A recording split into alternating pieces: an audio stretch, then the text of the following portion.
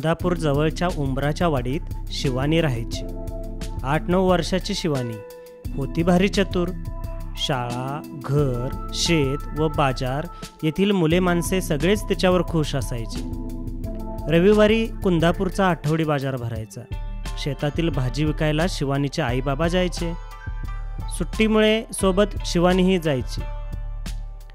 शिवानी आईबाबांना हिशोबात मदत करायची आणि मधून बाजारात चक्कर मारायची. भजी किंवा भेळ खाणे हा तिचा आवडता उद्योग. एका रविवारी अशीच फिरत शिवानी बाजारातल्या मिठाईच्या दुकानापाशी आली. मिठाई पाहत ती सहज उभी होती. हलवाई तिच्याकडे पाहत होता.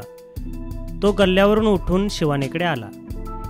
ए मुली, चल पैसे काढ. कसले पैसे? मगापासून माझ्या मिठाईचा आवाज घेतेस, त्याचे पैसे. अहो पण मिठाईचा वास तर येणारच ना, म्हणून काय वासाचे पैसे द्यायचे? पैसे दिलेच पाहिजेत.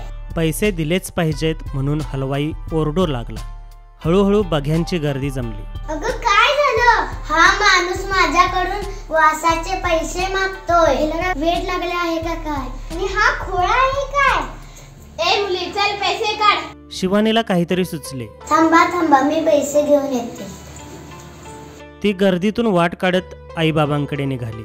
ए आई, भाजी विकून झालेल्या चिल्लर पैशांची थैली दे ग मला. काय कशाला पाहिजे? ती एक गंमतच आहे, तू पण चल. चिल्लर पैशांची पिशवी घेऊन दोघी निघाल्या. मिठाईच्या दुकानापाशी गर्दी तशीच होती. वाट काढत त्या दोघी हलवायापाशी आल्या. ए मुली, चल पैसे काढ.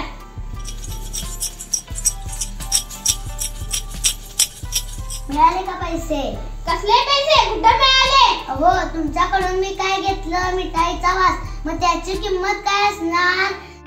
पैशांचा आवाज, बरोबर की नाही? आता हलवायाचा चेहरा पाहण्यासारखा झाला होता. शिवानी मात्र ऐटीत पैशांची पिशवी घेऊन आईसोबत निघाली.